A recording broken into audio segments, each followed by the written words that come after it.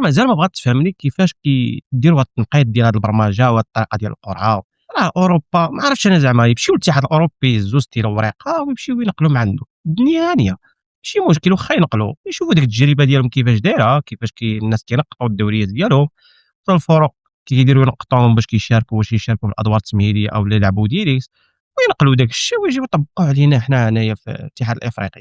راه لا يُعقل بأنك تشوف واحد الفريق أولا واحد الدوري دائمًا تيشارك في العصبة، ودائمًا تيشارك في الاتحاد الإفريقي وكيوصل لواحد المراتب، يوصل يا إما النصف يا إما الربع، ومن بعد كتولي كتلقاه كيشاركوا الفرق ديالو اللي في الدوري في نفس الدوري ديالو كيشاركوا في الأدوار التمهيدية الأولى والثانية. راه ما هاد الطريقة أولا الصيغة باش كيديروا هاد البرمجة راه ما يمكنش. راه الدوري خصو يكون التنقيط على حسب الدوري. كيقول لنا الدوري يعني كيوصلوا لواحد المراتب عليا، هادوك الناس ما خصهمش يلعبوا الأدوار التمهيدية، خصهم يلعبوا الأدوار ديريكت يعني في المجموعات.